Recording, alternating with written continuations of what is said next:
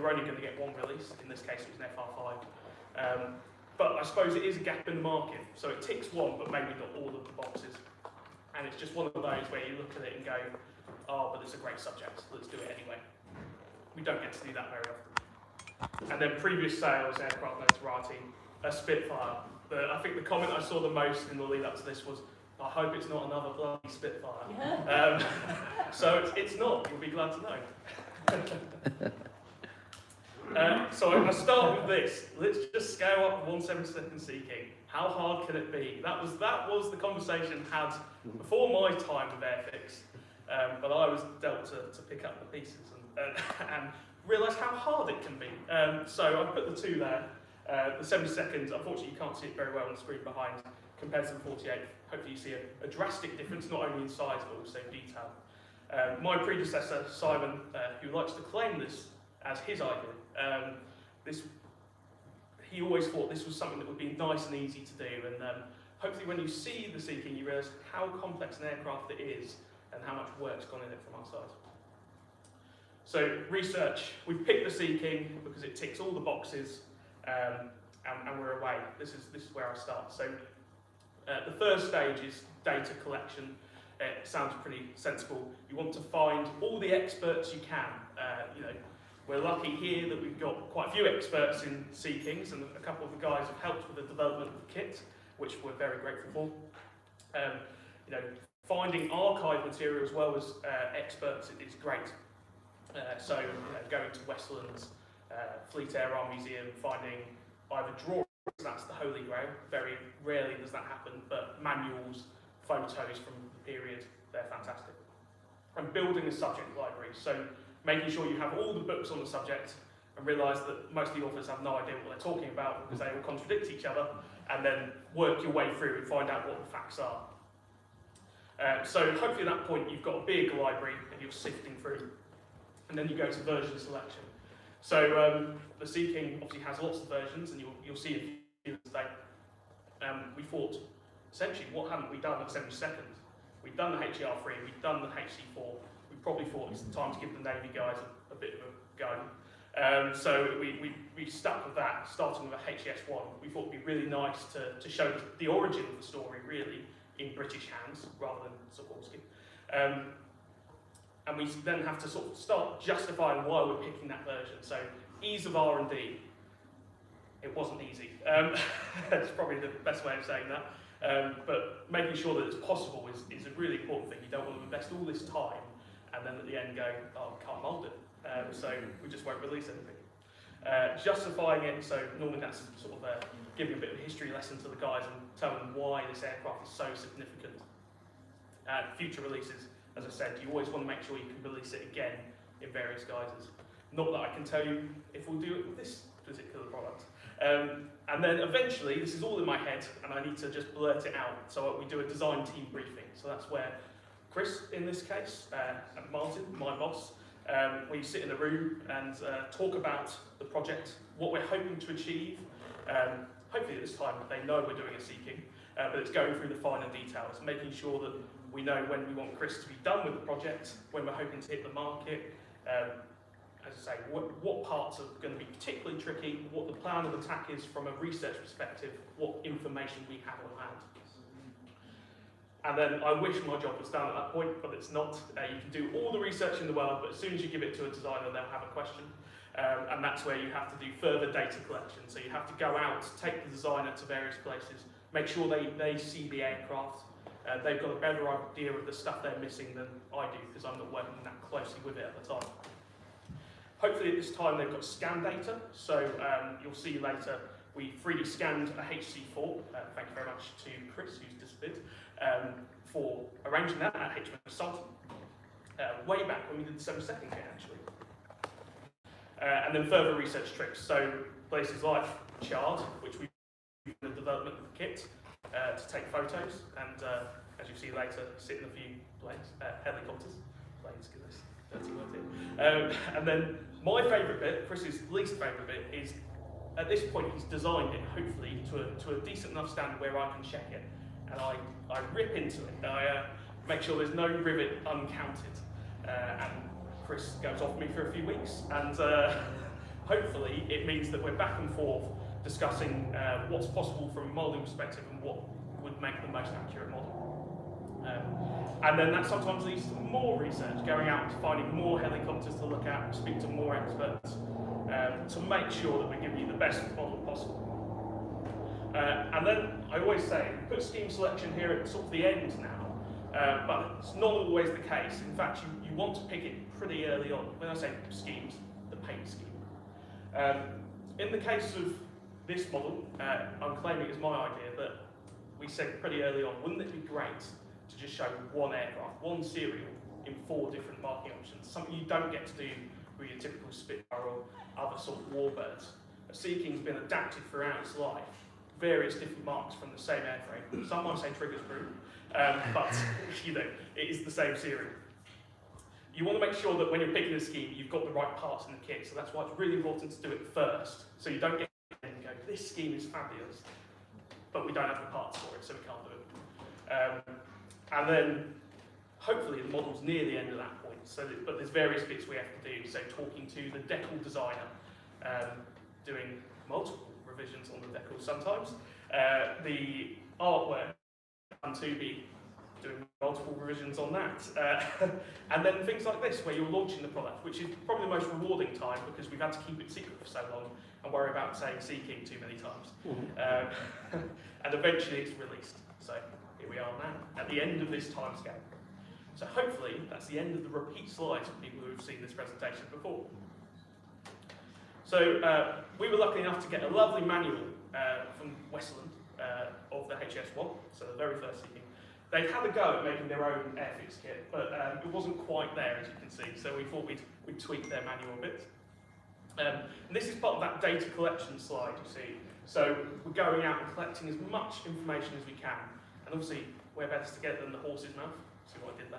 Pun intended, where we are. So getting it from the original manuals, people who flew the aircraft, but also going out and visiting the aircraft as well. So you see some interesting cutaways here. The child in me here has shown the P-tube that is fitted there. It was a very important thing me and Chris decided we must include. And also the rotor heads. When you see them later today, you'll realise just how complex they are. And we've had plenty of what my other half would call very boring conversations, what me, Chris and Martin think are very interesting conversations on the complexities of the rotor head. And also the various different parts that change depending on what mark you're doing. So you see the fuel here. That changes depending on Navy to HDR3s, HC4s, various things like that. So that's perfect. And then I love this slide because it shows just how far we went for this. So we did something a bit different with this project where it's one of my first as Airfix researcher, although two and a bit years ago now.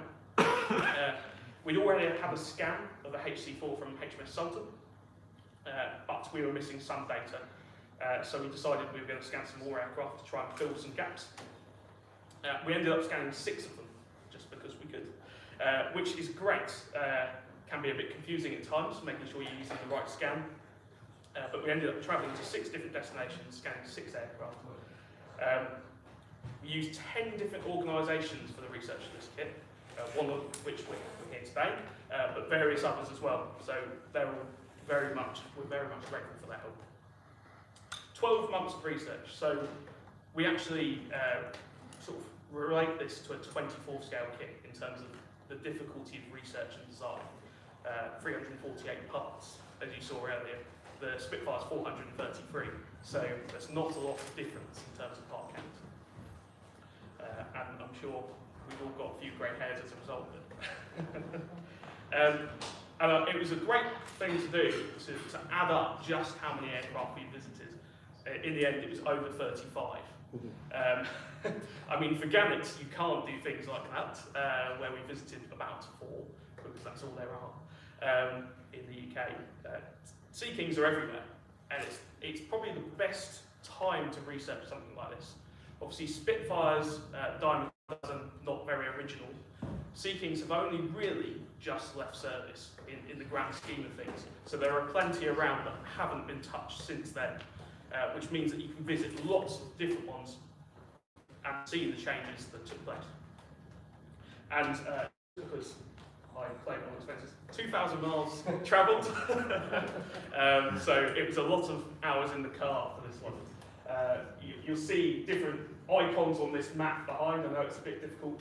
Those in blue are Navy Sea Kings, those in yellow are RAF, and those in green are HC4s that we visited. You can see the one up near Doncaster, that's the South Yorkshire Air Museum, with their HES6 were very helpful. I didn't have to travel to that one. I don't like going too far past Cambridge, really. But yeah, as you can see, it's quite distributed, but generally there are a lot of helicopters down this way. It's almost as if they were made nearby and they've come home to roost. So we've got the ones here, we've got them at Salton, we've also got them at Yeovilton and various places like that. So one place I didn't mention there was heli operations. So down at Portland, the old Portland, there is still a Sea King flying, XV666, the longest continuously serving Sea King. And it's got this fabulous paint scheme. As I say, maybe triggers Sprue. It's training. It used to train German search and rescue crews, and now it's trains other nations. And it was one of our first trips on the way down here, I believe.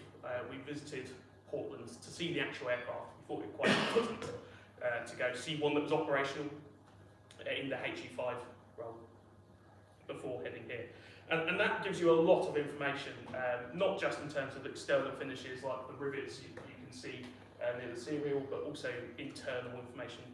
It's also trying to speak to those that work on it. You gain so much information through speaking to people. And again, that's why Sea King is a great thing to research, because it's only recently retired. There's a lot of living memory around the aircraft, which makes my job easier sometimes. Sometimes it makes it harder, but not in this case. It's very, very nice. It's not all looking at helicopters. Well, it is, but you then get to have a bit of fun with it, sitting in various helicopters. When we arrived here, I believe the engineering team had been struck down with COVID, so we arrived to a very empty child equestrian at the time, and we were let loose, which was a huge privilege, being able to research and take all sorts of silly pictures, really, in the cockpits, trying not to press any buttons, because I didn't want to be responsible for any damage. So looking around, it was serious. It wasn't just looking at these, taking silly pictures. It was, again, looking at the aircraft in infinite detail, really, taking as many photos as you could, being fascinated by the rotate constantly, and worrying, no, I don't want to go on one of those things. And looking at essentially what is a modern Sea King, which gives you a nice basis to work back from. So I spoke about 3D scanning. This was the bottom scan here is the HC4 from Salton, where they train mechanics for the Navy, essentially. This was scanned way back in, must be 2014 now. So almost 10 years ago, but it gives you very useful data. But the scan at the top there is something different that we've done, and you see there's a few gaps in it. And that was scanned at Salton as well, but only last year, where we realised we'd scanned the HC4, which is great, and the general shape is the same. It doesn't have any sponsons though. When we say sponsons, these what you might call floats on the side here, where the undercarriage is. It's quite important to get the shape of that right. At 70 seconds, you can use images, and Chris is quite skilled at using images to sort of reverse engineer them and get the shapes pretty much there. But we felt when you're going up to a bigger scale, any mistakes become amplified, shall we say. So it's important to go scan that. Also getting any differences in the Navy aircraft. So one of the big ones is the big lump behind the rotor blade, the radome. And again, you can guess the shape of that, but it's always better to have concrete measurements. And I didn't feel like getting a ladder and getting a tape measure. So we scanned it. Which is fantastic. It's filling those gaps. Something we've not done before. Previously, we'd 3D scanned using an external company, which meant it was a one-shot wonder. You got someone to come out, do it, pay them a lot of money, and they went away, and you've got one file. We're in-house, so it means we can scan far more often, and we don't have to do whole aircraft. It's scanning the pieces you need, which in terms of Sea King, There's a lot of different things you need across the versions. So scanning half this aircraft here gets you the sponsons, gets you the radome, but also things like the light underneath and the aerials, those positions that otherwise you'd be guesstimating. I mean, you can get it pretty close, and you know, there's always the old tape measure and taking photos as I'm holding it and Chris is doing the easy bit of taking a photo, but it's more Parangent that does that for me. But, so there's the 3D scanning side of it.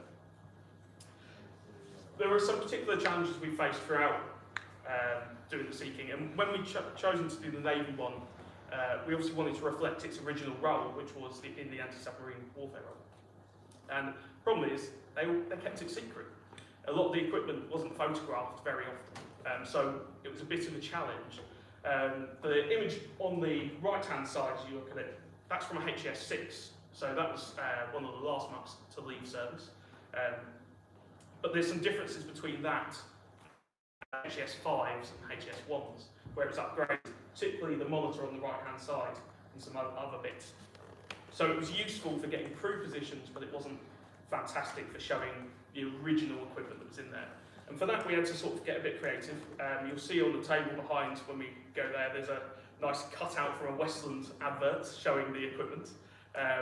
But they also stole the equipment from the Wessex. So there's a very nice one at Western Supermare, still fitted with the dipping sonar that drops out the bottom of the seeking. So we use that as a reference, and the HES-6. And also, you know, lovely period photos where we could find them, but they were really hard to come by.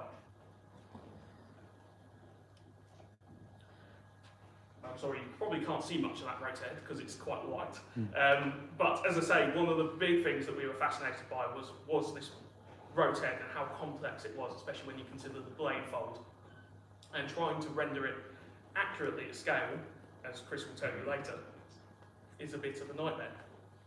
And also, very simplistically, they're very high up, you know, so trying to get decent photos of them can be hard. Luckily, when we went to Salton down in Gosport, they had a training device, essentially, at the top of a rotor head, which meant that we could look at it in a bit more detail. But it still takes a lot to get your head round with the amount of wires and linkages and various bits going on. I mean, the guys from Historic Helicopters are very used to it, but for us, you know, it's a little maze of a thing. So we used manuals where we could as well to try and get a better understanding, but mainly photographs. There are certain bits of the scan that it can't do. One of those is rotor head. And a bit more on the research side of it. As I say, we filled the gaps with 3D scanning sometimes. So you'll see the radome here, again, is the same as on the HR3 that you'll see later today. For those that don't know what the mark is, the big bright yellow ones. They carry this little thimble radome, and so did the early Navy type Seakings. Again, they stole the equipment from a Wessex. So I was down in Bournemouth for my graduation at the time, so I thought I'll scan one of those, which came in quite helpful. You also see that we scanned the HES-6 to give the crew positions, as I was talking about earlier. But this bottom scan here is really quite something. I'll show you in a bit more detail if you want to later. It's only internal, so we didn't scan any of the outside. So what you're seeing along here, if I get out of the way, is the internal structure where the cockpit is.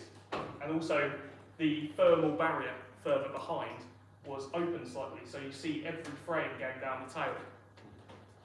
It's really useful for trying to position things like lights, panels within the cabin. It's something we've not done before. Typically, you don't get to scan inside things. I keep using it as an example. Spitfires, they're a bit too small to scan. Seakings are considerably bigger, so you can fit a lot more stuff in there. One of the advantages for this is that we've got to get, it's a very dark photo, it's a lot brighter on mine. They get panoramic images, the designers that is. So if the grey data that you saw behind is hard to interpret, shall we say, a bit like you're buying a house, you can do a 3D walk around of the Seaking, which is fantastic for picking out details that, as I say, might not be very clear. And it's something that's quite new to us. And it's helped us, especially in this case, where there are so many differences, not just externally, but also internally on the Seaking. critiques. As I say, my favourite bit, Chris's least favourite bit. It's a lot of stuff like this where you're taking photos of aircraft, circling bits and going, where's this bit? Why haven't you got this? And every designer does it. You get so close to a subject that it's, you can't see what's in front of you almost in terms of the detail. They're fantastic at designing the shapes and the detail, but there's just so much on a Sea King, so you need that fresh set of eyes to come back in and identify bits that have changed or need changing. So a lot of that is, I hate rivet counters, can I just put it out there? Although I am one. The job has forced me to become one. So it's things like, you've missed a rivet here, you've missed a row of rivets. Especially on Sea Kings, aerials, everywhere. Helicopters, they just bolt them on, and I don't like them for that. So it's just going through, especially when you're trying to portray an aircraft from its first ever scheme through its last ever scheme, every modification that took place throughout, you're reliant on pictures, manuals, speaking to the people who implemented those modifications to try and understand the changes it went through, and then also tell Chris to make those parts so that we're not missing anything. So hopefully it's the most comprehensive kit of a Sea King we've ever done. Don't tell us otherwise.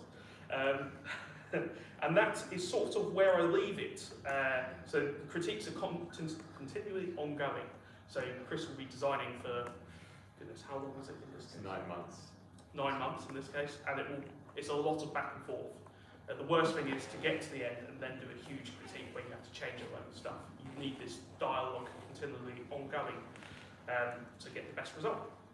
There are obviously stages, waypoints throughout the process where you're doing bigger reviews, but generally Chris gets very annoyed because I keep peeping over his shoulder and going, that's wrong. But we do like each other at the end. So that's where I leave it for now. Okay. Before Chris starts designing. Wonderful. There you go. Thank you, Luke.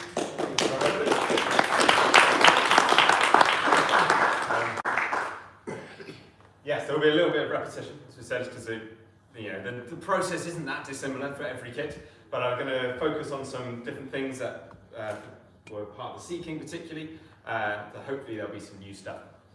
As Luke said, we started off with the scan that we used in the 72nd scale model, which it was interesting for me to come back to because I got to design the 72nd scale a couple of years into getting the job. So they're both my little babies. It was kind of nice to come back to it. Probably healthy to have a break in between. I wasn't entirely sick of helicopters, but it was kind of fun to come back and see it again in so much more detail. So I went back to this old scan and my old data and I got to critique what I did 8 years ago and figure out, I wouldn't have done that again. I was rubbish back then, wasn't I? Or that was actually quite a clever idea. I wonder why I've got more done. It was an interesting process to do that again. So the scans, some parts, shame you can't see it so well, some parts are brilliant. You can see when you're up close to the scan, these areas show you the overlapping panels and all the rivets and lines and like that. You can get some amazing detail on these scans. But there are other areas where the lasers have just bounced around too much and it just comes back as a real mess. And the rotor hub being one of those places that was just a real mess, which was a shame because it was an area which I would have loved, really clear, easy to understand information, and it just didn't give it to me. But all of the really lovely surface textures, that was great. And as Luke mentioned, I think what made this one of my favourite projects that I've ever worked on. To be honest, maybe I shouldn't say this, but more than the Spitfire, this was a far more enjoyable experience. And I think part of that was actually, I don't want it to hear, but was having Luke around. It's going to give him a big head. But because of the amount of information that he was able to gather and bring and put on the table in front of me, I was like, my goodness, this is making my job so much easier. But also that he is now doing the scans himself, and getting these interior scans is a first. I've never worked on a project with information like that before. And it was amazing to be able to, I think I did a relatively good job without them.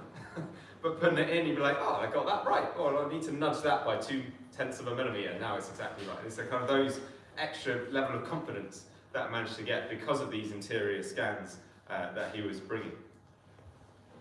So like the other projects, for this one we started, you take the scan, but that CAD data. I think there's a couple of people here who use CAD, know about computer design. Yeah, there's a few people who kind of know that, and maybe some who don't. The kind of data you get from a scan is not useful for then tooling something from. It's like a cloud point. So you get loads and loads of little points, and it's triangulated those shapes, and it's really rough and messy. And if you try to make some plastic parts out of that, it'd be rubbish.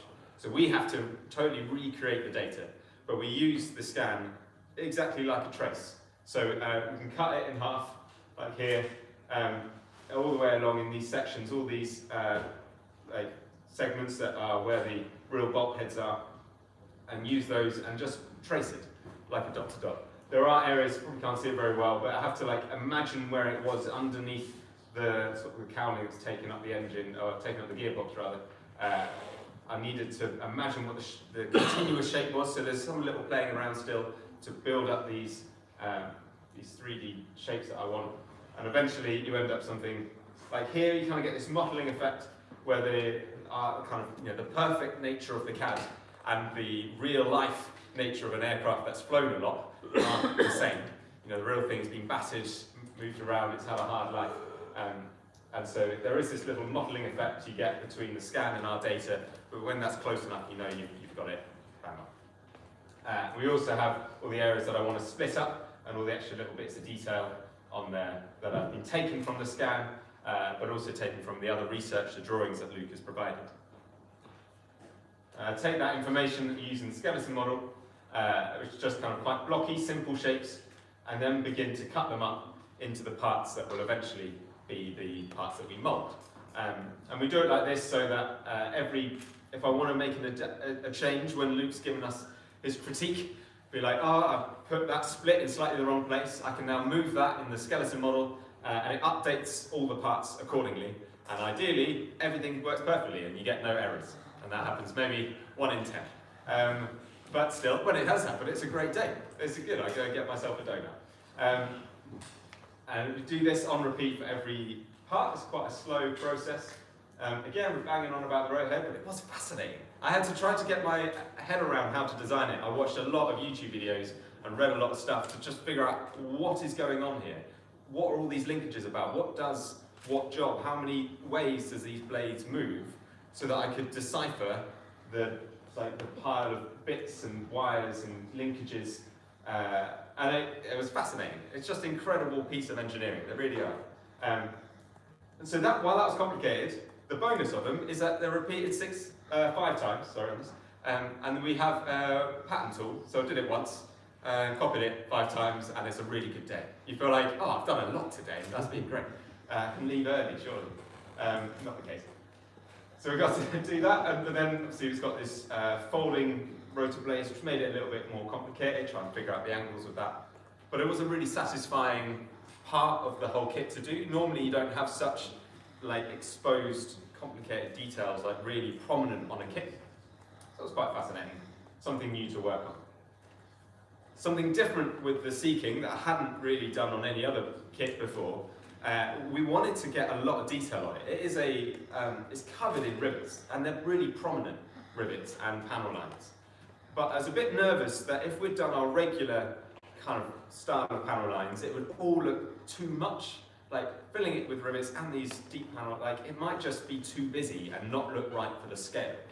Might be fine in 24 perhaps, but 48 is still balancing. The fineness of the detail is, not as fine as it is in real life. It's a very tiny thing. So instead of doing regular panel lines, I decided to do these overlapping panels. So every join is overlapped, the surfaces are offset by about 0.15 millimeters, which wasn't the easiest thing to do. I kind of knew going into it this was going to be complicated, and it was. And so you start with, maybe you can come and see these on the screen later. We start with a smooth surface that I got from the skeleton model. Well, actually I'm going to take you through this a little bit more detail in the next slide, and then the rivets afterwards. There we go. So we start with the smooth kind of surface, and then for every time I wanted to do an overlap panel, I had to cut a section out, rebuild it with its little offset of that 0.15 millimeter, and then solidify it again. And so it ended up with this thing that looked like a real patchwork quilt of every time I cut a hole out and added a new join. And when you got 3 panels all overlapping each other in different places, it took quite a lot of my walks home was like, right, how am I going to do that tomorrow? I could do it this way, I could do it that way, which bit goes up, which bit goes down to give the effect. In the end, you can't tell the difference of what's going up or down, but I had to really try and figure that out in the process. I'm very happy with how it turned out. It was a little bit nerve-wracking getting the first set of shots. You're like, is any of this going to show? Is it like, how's that going to come out? And was very relieved in the end. The other thing that we tried differently on this was actually one of Paramjit's ideas, and he decided he'd trial it on me, which was using, when I did the Spitfire, 24 scale Spitfire, after adding all of those rivets onto the file, it made it incredibly slow. Like the computer just couldn't handle it. It's this enormous file of like 1.5 gigs, the bottom wing part. So much data on there. It was an absolute nightmare to work with because every time you clicked, you had to wait a few seconds, which doesn't sound long, but it feels properly long when you're clicking a few hundred times, and each time it's like, come on! So instead of putting all of that rivet data into the part, we decided to put it into a separate part.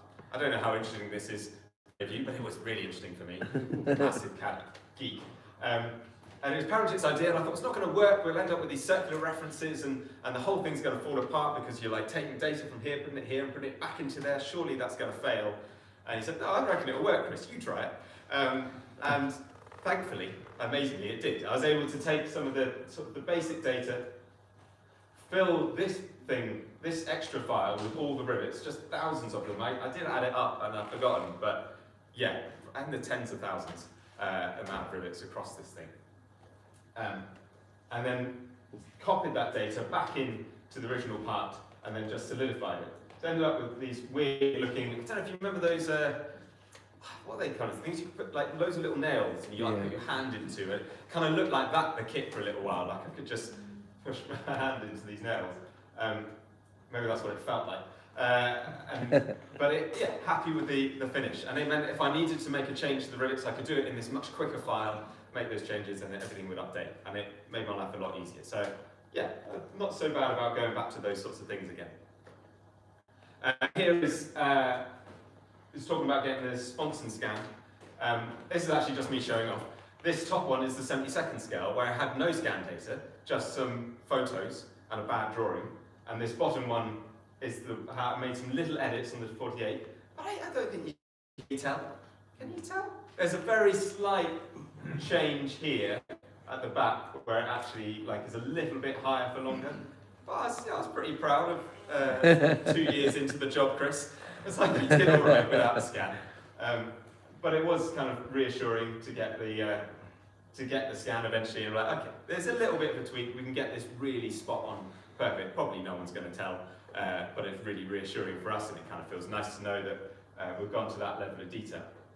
A little bit like for the 24 Spitfire, we didn't use any scans for that because there is so much data out there. There's so many drawings, so much information, and it was over lockdown, so it's hard to get anywhere.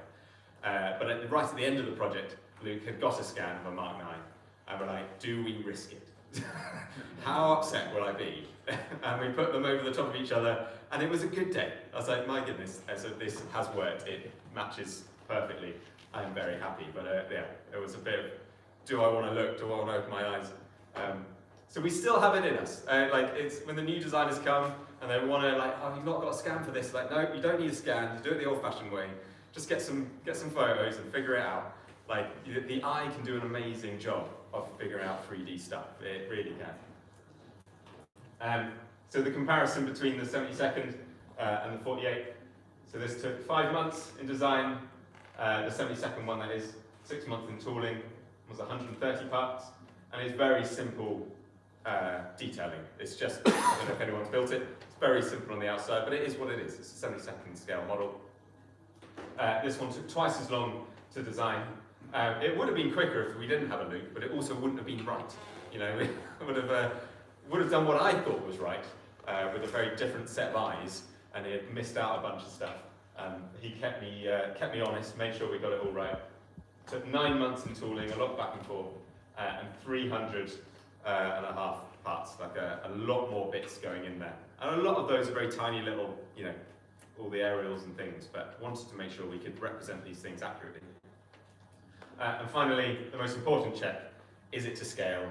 I do still have the, Malcolm very kindly sent me a big biro with written for scale reference only, which I meant to bring, and it is by my front door, so very sorry about that. So I always have that on my desk. This is just a little check that we have. We've CAD'd up a big biro in our CAD software, because sometimes you can get like too into the CAD and you forget what scale you're working at. And you can start making stuff ridiculously tiny, and it's just stupid. And so having this in there, you scan out and suddenly like your brain clocks like, oh, it's that big. Because I know intuitively, you know, we all know how big a pen is. It just really helps to get yourself back into the real world and realise I don't need to be spending this long on this thing that is, you know, 1/10 of a millimetre long. It's never going to come out in real life. A little bit fun, but it genuinely helps. It's silly, but it is actually a useful check. So once we've done all that design, the 10 months of like all the little checks, all the details, all the rivets, we get a prototype done, which you've all kind of mostly seen before, and I haven't got it in here because I forgot to take any pictures of it. So we get the prototype made, build that up, make a few edits again, and then go into tooling. This one, like a lot of our bigger scale stuff, one of the challenges is making it all fit in the box and making the build process enjoyable, so trying to get all the parts in a nice kind of order, you're not jumping between a whole bunch of different sprues. And that is a long job of going through this tool plan and thinking about the build sequence at this point already, like what order you're going to put it together in as much as we can. And send it off to our tool makers in China who do a brilliant job of putting it together, like giving us a layout, trying to learn about, you know, I've been learning a bunch of stuff from having the guys in Plastech, a little bit easier conversation, who've been sort of teaching us some things from the Spitfire, like, oh, that would have actually been helpful if the tool was like this, or look out for this stuff. So always learning, always getting better at understanding these processes. Even 10 years in, I'm still learning a bunch of stuff, because, you know, I'm not I don't make injection molds as my job, I design the bits, and so it's still, there's a lot of learning to always be done. So yeah, always, like, every day is a school day, always learning something. These are some pictures of the mold being made, which I always find fascinating. I like, love the process. The kind of the initial just milling out the kind of key shapes here. You can see the core parts of the fuselage, and then they do the electro EDM. Can't remember what the D stands for, but spark erosion. So you get a bit of copper, and you finally put on the details into that bit of copper because it's softer metal. It's easier to put in the tiny, tiny details than it is to a big, hard bit of steel. You can't mill such tiny things in the steel because your drills will break. But you can mill that into a bit of soft copper. And then you put an incredibly high voltage bit of current through that bit of copper, and it sparks away the steel and gets those tiny little rivets and details out of the steel by using electricity. It's amazing. And then those bits of copper are useless at the end of it. All of that detail has been eroded off the copper and is now, in a way, imprinted into the steel. So it's a slow and expensive process, and the more rivets, the more details we have, the smaller the copper electrodes have to be, because you need to use finer current to run through those. You know, if you use too high a current, it blows bigger holes into the steel and you don't get as fine rivets. So if you want finer rivets, you need to use smaller bits of copper where you can use more controlled amounts of electricity to get you the finer details. And each of those is like positioned by hand and then maneuvered with the incredible, like very, very fine work. Yes, they are great things to see. This is all done in China, is it? Sorry? That's all done in China. Yeah, that's all done in China. Once we get the shots back, our first set of shots, it's a very exciting day, like first time in plastic. I'll spend a week or 2, 3 weeks or so building up these shots and trying to find all the little issues. You know, going from something that is sort of not real in the computer, that is like in a way perfect, to something that's in real life and is no longer perfect because it's real now, you know. There are always these little issues, there's little changes of tolerances, little stuff that's not quite in the right place. And so I build it up and make all these corrections, and they edit the tool and create these long spreadsheets of all the things that I found, maybe a little bit short, maybe a little bit of sink, maybe this fit is too tight, it's too loose. Yes, it takes a long old time. It is, to be honest, the most boring part of the whole job, because they'll have to be so pernickety, measure everything and try and ask them exactly what to do. And so here, like just these little boxes that sit on the front, they're a little bit loose, so I've got some very thin plastic card, stick that on and be like, okay, it needs 0.2 millimeters added here. And that'll stick in the little thin bits of card, just reassure me how much is missing. Send that information back and they mill a little bit out of the tool, or weld a bit on and mill it again, and make it exactly what it is, which is why that process took 8 months, or so, whatever it was, because there's this back and forth. We'll do this several times over to get it as spot on as possible. And sometimes there are little funny issues that have come back. I don't know if you can see it too well, but here's one of the control panels, and this is what it should look like. And for them, all of the little dials and knobs were shifted over by a millimeter. How they managed to line up that copper electrode just in the wrong place. Like, that was comical almost. But so frustrating for them because they have to weld that bit back up because they need to cut more steel out. Sometimes silly things like that happen. Often it's not as dramatic as that, but I thought this is a nice easy one to see where an error came up. To start that part again and get it right. Often it's a lot finer than that. It's just you've missed out a little dot here and you need to add that, but a little bit more obvious to see. And there are other issues. Again, it's like nitty details, but here the ejector pin is chamfered to try and match the surface of the part, but that ejector pin is being put in at 90 degrees in the wrong way, and so that chamfer is now going on the wrong way under the ejector pin. I don't know if you can see there, it's like sticking up and is now causing a fit issue. So there's so many elements to a plastic kit and those tools. It's such a complicated bit of hardware. And we've got to try and inspect every little detail of it. So right now you need to move that, twist it a little bit, take off 2.2 mil or something. It's a long process, but hopefully it is all worthwhile at the end. And here are just some built up test shots, seeing some of that interior detail. This is one of the things I enjoy with this kit, and hopefully you'll enjoy building it, is all the interior parts. You know, there aren't many subjects we get to do that have such a large space inside and filled with different bits of hardware, and they just build up as all these little sub-assemblies. And it kind of looks lovely, these little things you built up on your desk, and you can paint each one individually, almost like don't want to put them in and hide them. And so for the winch assembly for the dipping sonar is one of those little things that's really fun little mini model to get to build inside the main model. Really enjoyed that. It was one of the first things I put together when we got the 3D print. It's actually more exciting than that than the rest of it. I don't know what it is, but like, this is really fun. I made a little winch. It's cool. So yeah, but it's hard to see once it's built up. But hopefully, when you get to do it, you'll enjoy that. And even if you don't do a mark with that in, you could still build it on its own separately anyway, just because it's fun. Well, I think it's fun. You might not. And finish here just some glamour shots of it rendered up. So it might be easy to see on the screen later. Just filled with detail, every panel, every instrument, little TVs, well, they look like TV screens. The cockpit was just so many little dials and knobs to do.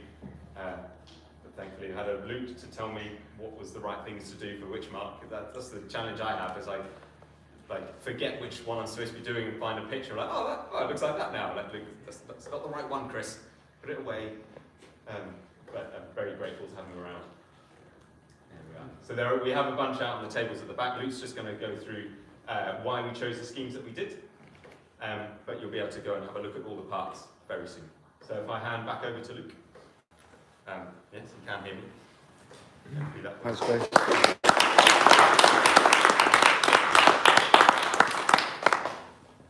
Hello, sorry, get some more water. Right, towards the end of the sort of development, you start to go through the decal schemes. In this case, we picked it. I've claimed the idea of showing one aircraft throughout its whole life as my idea. Martin wasn't too sure, but I'm going to claim it. It's a really nice thing to do. As you see there, you've got HES1, see there. You'll have to believe me. It says HES1, HES5, HU5, but it's all one airframe. So it's just, as I say, trigger sprue. Lovely image by me. So showing 666 not too long ago, flying over Durdledor, not too far from here. Doing its job as it has done for over 50 years now, in various roles. So the first scheme, as I say, we were really keen to show an early seeking, one of the original sort of batches almost, and also show the last one. Trying to find photos of original seekings in HS1, guys.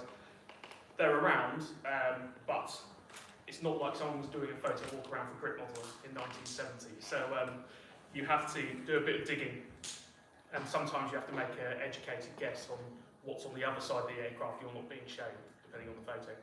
We were lucky with 666 that pretty soon after entering service, it went to the Farmer Air Show.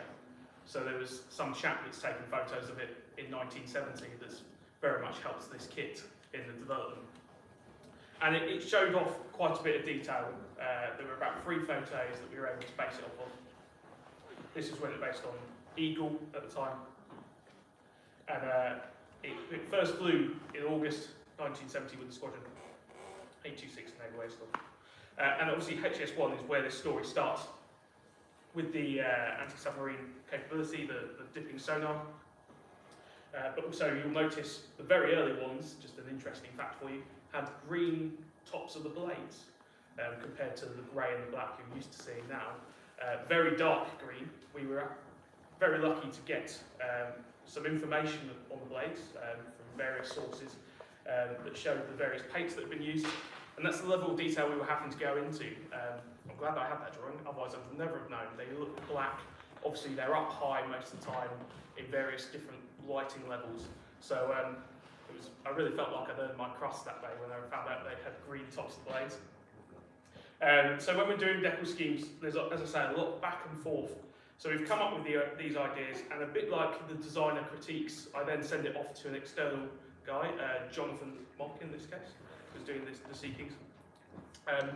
And it's a lot of dialogue, especially where you've got so many aerials changing across the 4 layouts. We've been dealing with it for a year and a half at this point. Jonathan's given it one day and you're going, right, that's wrong, that's wrong, that's wrong. And it's a lot to get your head around. And I'm sure when you start looking at the models, you just realise how many things change across the various schemes. There was a lot of digging into those photos from Farnborough and sort of using other photos of HS1s to fill any gaps that were apparent. You're always conscious that if you're using another airframe to fill gaps onto the scheme you're using, that it might not be correct. So there's a lot of digging that goes into that. And you're trying to pick the right time period as well. Even though it's HS1, and they weren't around for decades, they were only around for sort of 5-6 years before they became HS2s and onwards. You want to make sure you're picking one from the same squadron at the same time period, so you can be as accurate as possible. And I think within the team we were really keen to get this navy colour, as we call it, rather than the HE5s you see with grey and red, which are fantastic, but it really does tell the story going from this older sort of thing, seeing them on the deck of Ark Royal, for example, through to seeing them in the skies today. So Scheme 2, Shock Horror, XV666, Damien, as it's also called, I don't think I've said that, the Antichrist, obviously, which is just a fantastic thing. And the B scheme is really intriguing, and it's been a real struggle actually. There's one photo of it, we believe at Portland, without its winch fitted. So you'll see in the instructions we've told people not to fit the winch. So it's probably just come out of repaint, possibly. And the problem with telling the difference between HCS5, which is helicopter anti-submarine, and HU5, the utility role, air rescue as you may call it, is that you can't tell what's inside unless you get a video walk around. There were certain telltale signs, so if it had what was called the SAR step, so this little step, a bit like HC4s have a big step by the cargo door, this had a small one. This one did have that little step, so we believe it might have been a HC5 one just in the beginnings of the conversion. But again, we can't tell what was inside. So we labelled it as a HS5. We also have the dilemma that we have all the parts for this HS5 internally. We need to show the model how to build them. So we put a little note on there saying, we weren't sure, hopefully you guys are, but also showing we've built it as a HS5 inside, just depending on what you want to do, make your decision there. So it's a bit of an intriguing one, trying to work out what it was. You know, you're working on very limited information for this. And that's the problem with showing one aircraft throughout its life. You're reliant on there being a stream of photos throughout its life. You know, you'll find aircraft generally, there might be one photo at the start, one photo at the end, there might be one in the middle. Luckily, we had a photo of 666 all the way through its life in various schemes. So this was where I was trying to understand it a bit more. The C scheme is one that you'd be familiar with. You might have seen it doing demonstrations, air shows years ago. I know this is the scheme I'm most familiar with because of my age, watching it do demonstrations over at Folkestone. It's East Kent for those that don't know the way we come from today. And this one actually is relevant because last week we were at REAT, and we based the scheme off of the time it appeared at EAT, as it was called at the time. There was no R.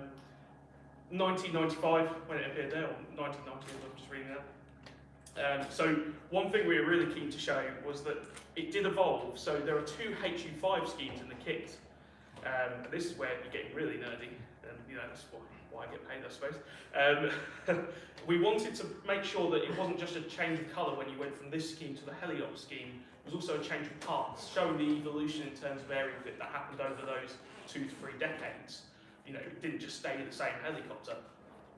So it was a lot of looking at these photos and realising that it still had a very early aerofit, very akin to a HAS5, whereas the D scheme was a lot more modern with SATCOM and various other areas added. And you know, this is what a lot of people who were in danger would have seen, and that's why I think the seeking is so important to people, whether it be bright yellow or in these colours, doing that job that people sort of look up to as, you know, it's where you can see the armed forces taking action to save those in peril. Or used to. Or used to. Yeah. Bristows now. And then the D scheme. So, as I say, heli operations, who unfortunately couldn't be here today, they were kind enough to let us visit 666. Again, another perk that we often don't get to do is visit the actual aircraft that we'll be portraying at the end. You know, if you think back to Spitfires once again, you know, if you're picking a scheme, Johnny Johnson's Spitfire, for example, we can't go visit EM398. But in this case, we could with 666, which is a real privilege. And I think we both felt that going down to Portland at the time. And also, you know, there's the child in you that just likes helicopters and playing with big boys' toys. So there was a bit of that. Yeah, so it's quite a privilege to have gone and seen these.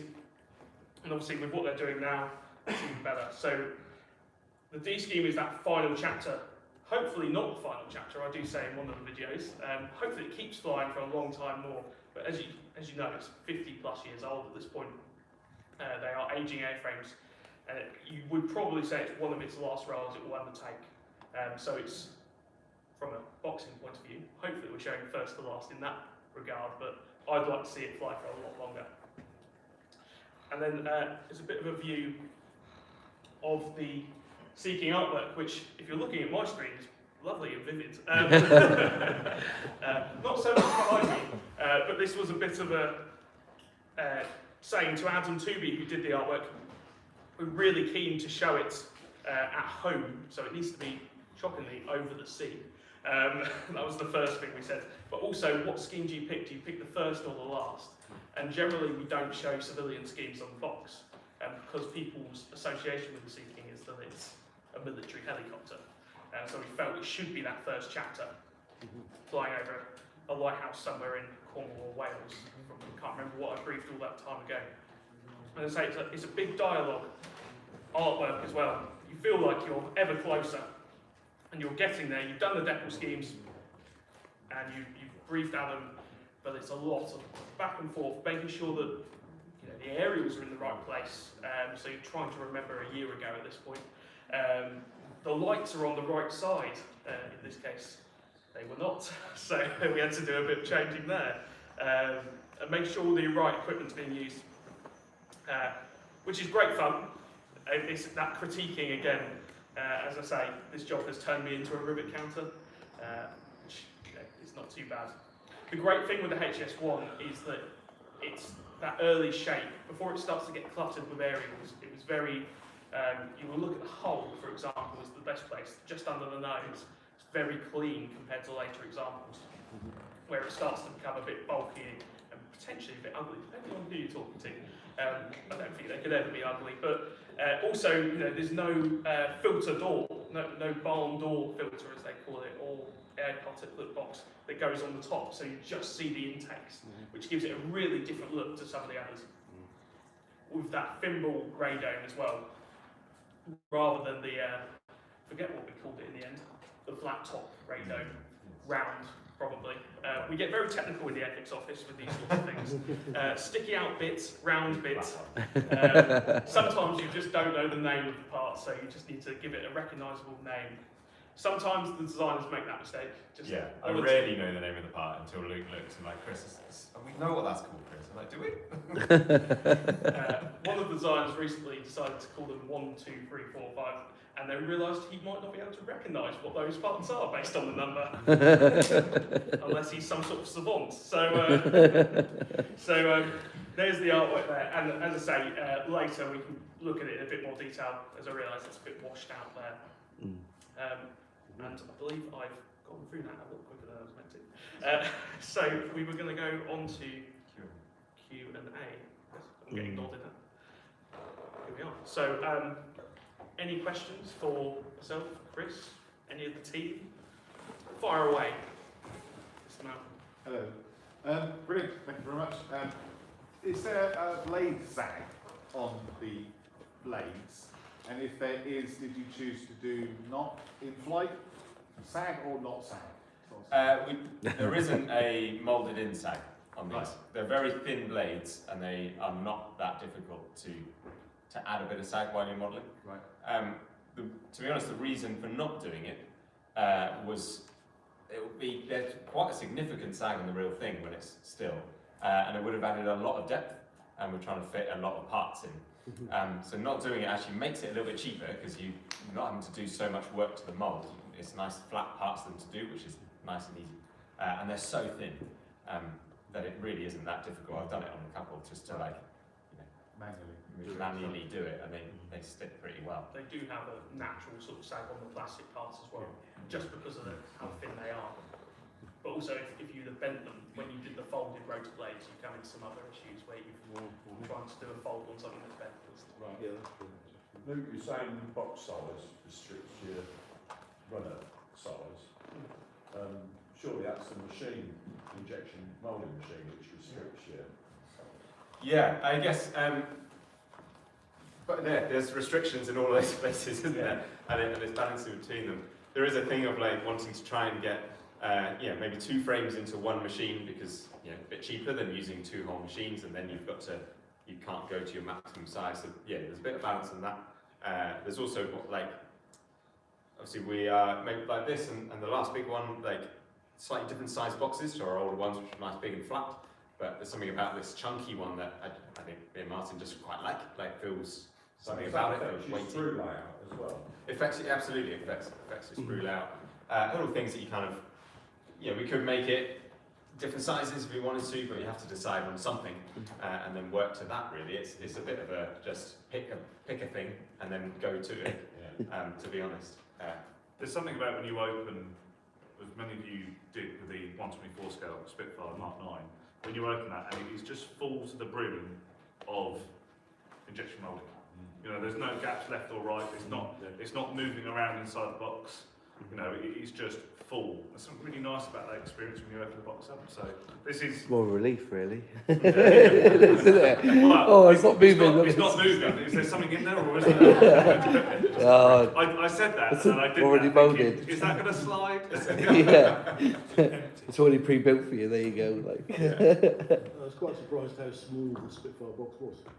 Yeah. In comparison to Other things. 24 scale. It helps us ship it as well. Of course, but also storage for people at home. If you think of the old 24 scale boxes that were very flat but huge Big, format, yeah, you can fit that 24 scale Spitfire on a bookshelf, for example. That's one of the considerations, and that's one of the problems with 24 and bigger kits in general.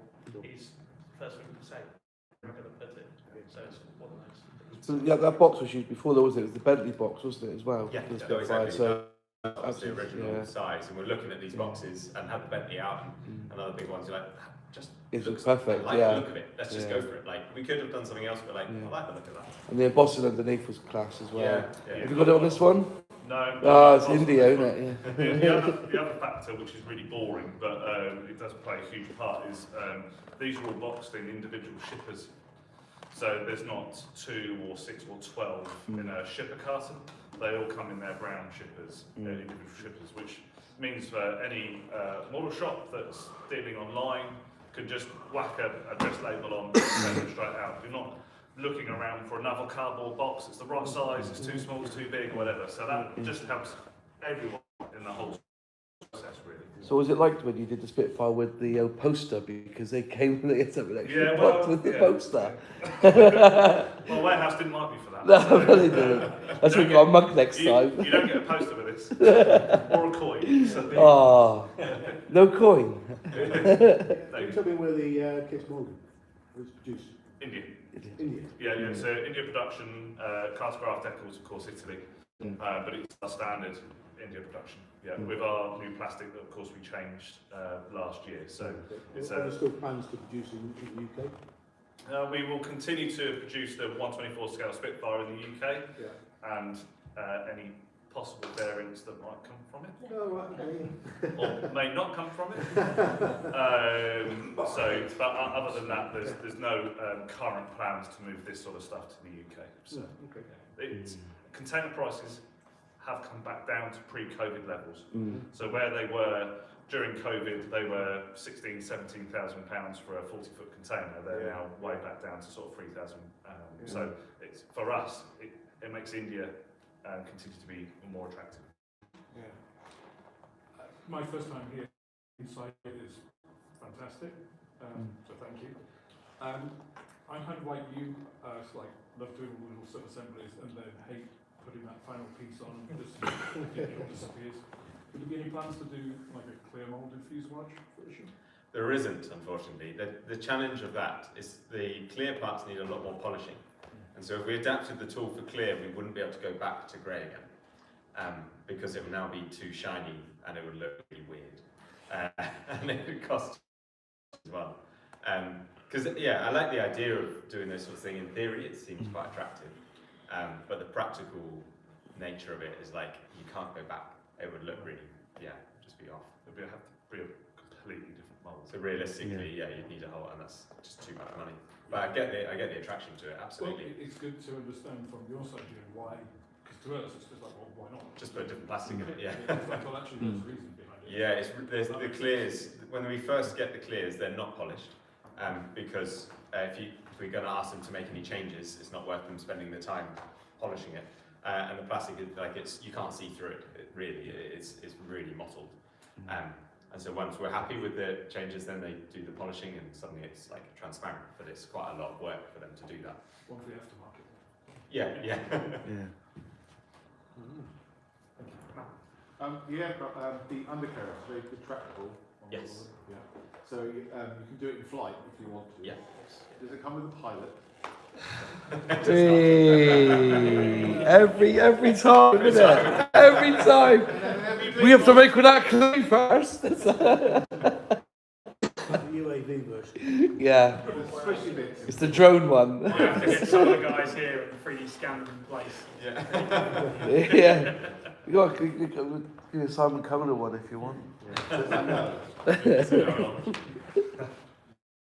Any other questions? There is a company that does scans of figures. Yeah. So Yeah. you can Before the digitally. expo, you can dress yourself up in flying kit, go along, sit down and have yourself in. Are you volunteering? Yeah. You can digital sculpt now as well. So I believe all of our sculpts up till now have been by hand. We haven't yet explored digital sculpting, but it's something that is sort of discussed. You probably need 4 different crews for the unit difference in Yeah. Yeah, but this is pilots anyway, because the flying kit changed completely. That's right. That's true. Yeah. we're better just not to include him. Is basically what we're doing. I'm hearing future release. Yeah. But you've missed an opportunity to all be immortalised in plastic. Yeah. They probably get their face still in the instruction manual, so that's I enough, don't isn't know it? if it'd sell more, to be honest. We engraved our names on the side of something. We're immortalised. Any other questions? There is plenty of time throughout the day. We are running. Got one online. Do the decals cover all internal screens? It's been asked. They do. They do. On and off. So, Yeah. especially with the big dish, which is grey when it's off and green when it's on. So, Okay. we've got both angles in. Very good. Another question you had on your stream just now, Moz, was if we're doing any American versions Yeah. of it. No. So, the big thing with Westland and Sikorsky built aircraft is they're very different. Especially when you're down to the rivet detail, as we've been talking about, the rotor head on the port side, there's a bulge for generators that Sikorsky ones don't have. And various other differences that I'm sure I can point out to you. Well, someone just said that they want to do one for the Apollo landing. Depends how picky you are. Yeah, it depends how much of a women might. We have to be ultra picky as a company, because as soon as you get something wrong or think, oh, we'll compromise there, there's a vocal minority that will say, oh, they've got it wrong, they don't know what they're doing. So we have to be very strict on ourselves and say, no, we can only do it if the parts are there, but it's up to the model. That's the beauty of the hobby, they can pick what scheme they paint it in. Yeah. The other thing, which is amazing for me from a commercial point of view, is Leonardo Westland don't charge me a royalty. Sikorsky too. Good old But Austin. it's a different aircraft in the box, just in case anyone from Sikorsky are watching. Live. It is a different airframe, so that certainly helps keep the price as low as we can possibly make. What is the retail price, sorry? 55, so 55. £54.99, £55. Series 11 kit, which I think is absolutely amazing. We kept on checking to see if I'd got it wrong. We've launched it now at 55 quid, so what can I say? It's too late. Unless my boss is watching, in which case I will look at the numbers again. Did you include any weapons or weapon carriers? No, we decided against weapons. We sort of got to a point where we're at 348 parts, and you have to draw a line somewhere. And unfortunately, weapons is probably the first thing to go because it's extra on top of the airframe.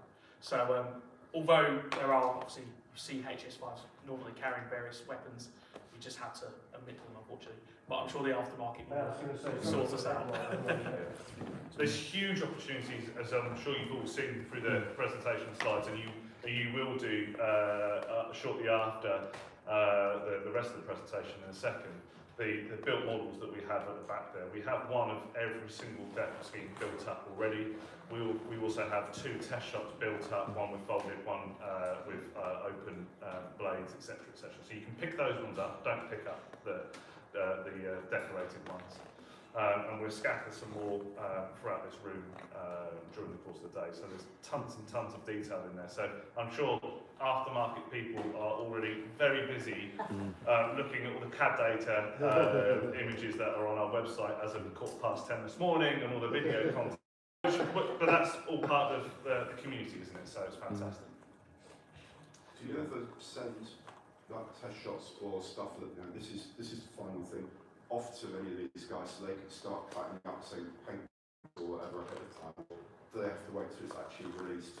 So we don't anymore, is the honest truth. So last year at some point we stopped sending anything out to aftermarket companies.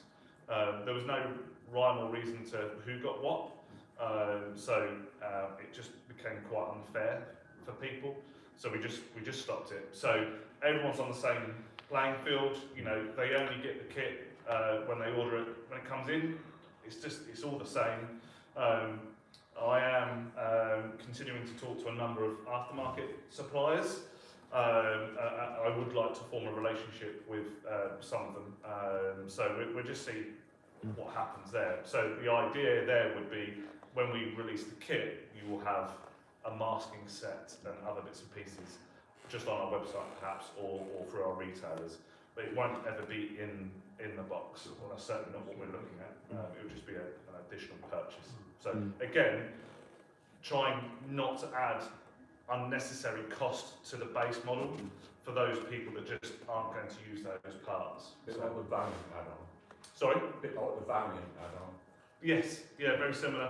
And of course, the Herrick range, we had That's the right, yeah. edge parts as well. So that sort of thing, we haven't progressed that business side at the moment, but yeah, I'm in contact with most of them. So yeah. Brooke's waving at me, so that means I'm going to hand over to Peter at Historic Helicopters. Oh, and Andrew, we've got both of them. So thank you very much, Luke and Chris.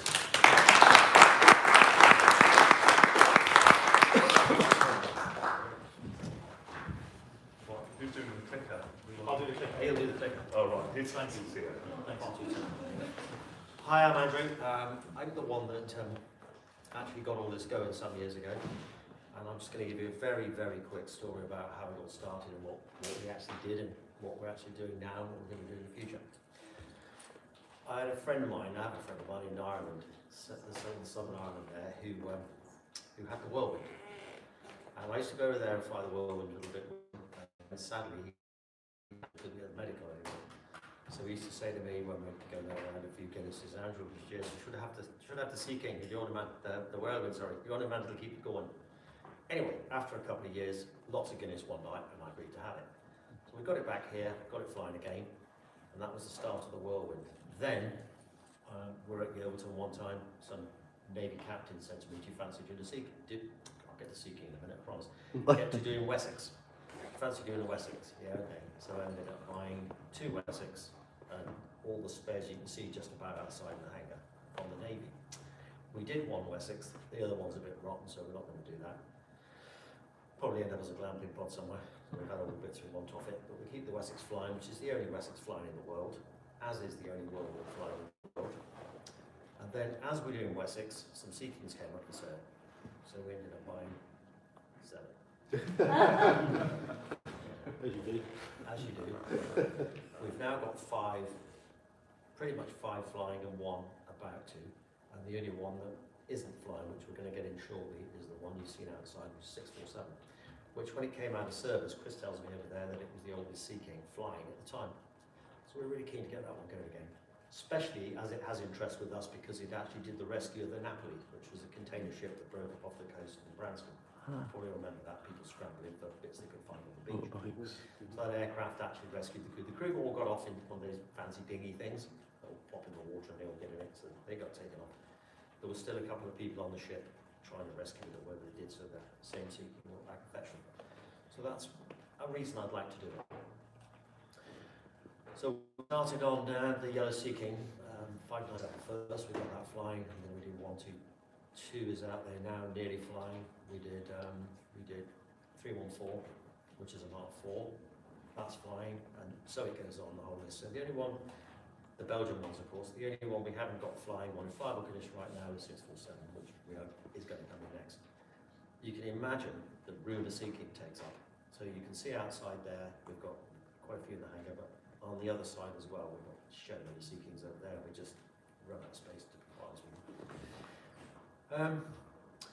I guess this is all a passion, but it's not just my passion, it's a passion for everybody that comes here. We absolutely love aircraft, and we all feel as pilots that we're privileged to be able to still fly Sea King, Wessex, Lynx, which anybody else has got.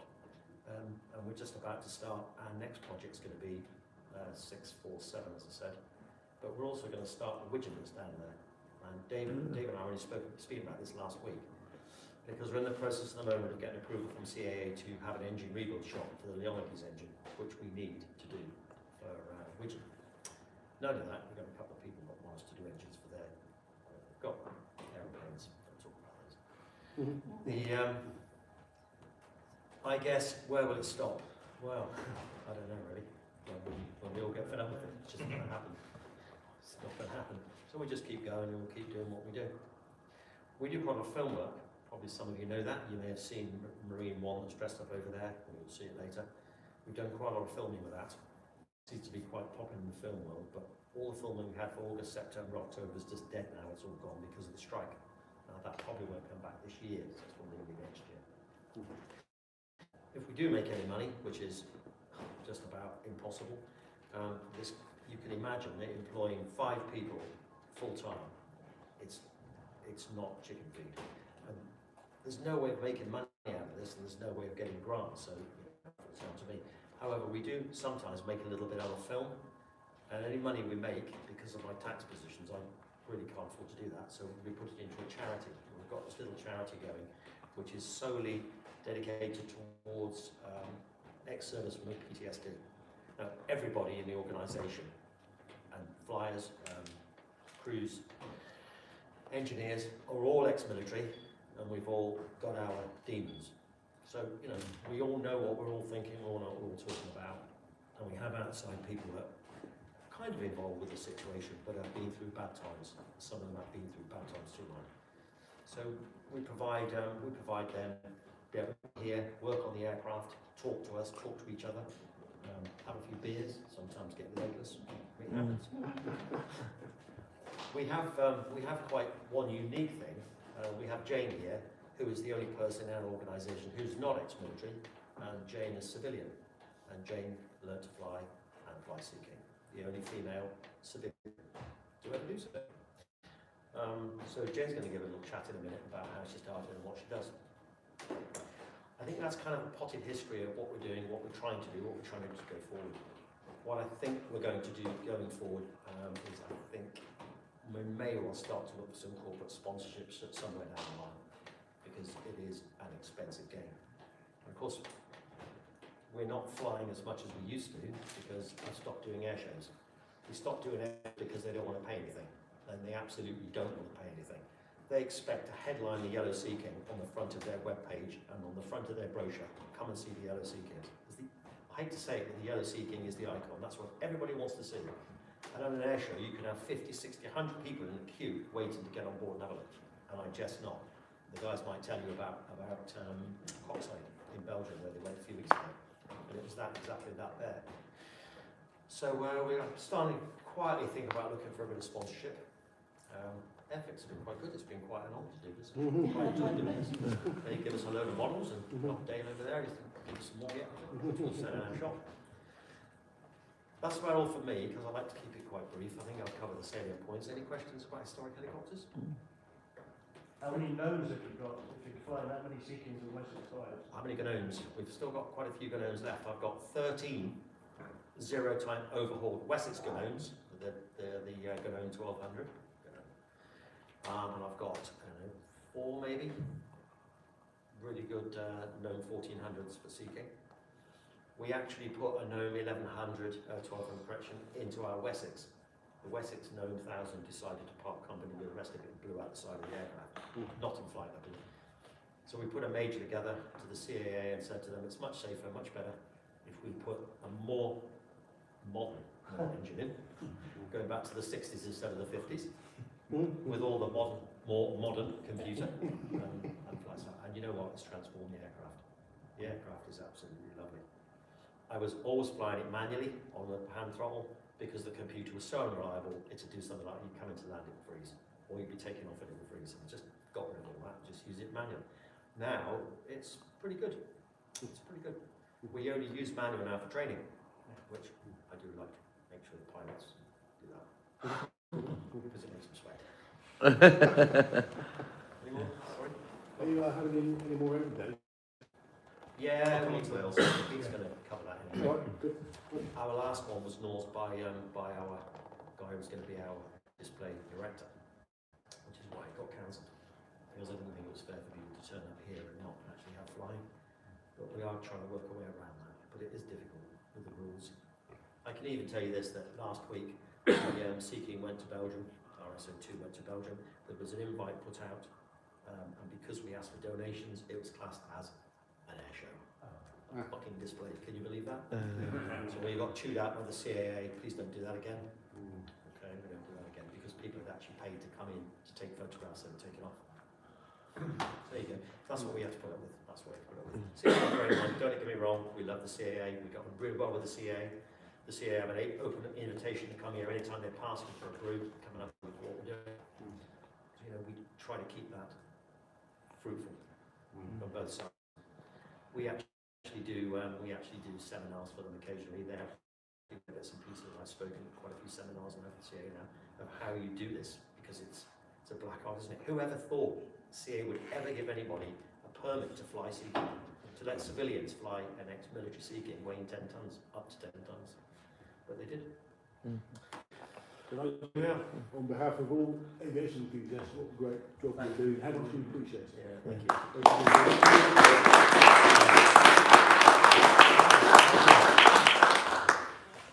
So, ladies and gentlemen, thank you very much indeed for your time. We'll do a very quick overview of historic helicopters. Andrew's done most of the bit. But before we start, there's 3 people here that are critical to not just historic helicopters, but the story of Sea King.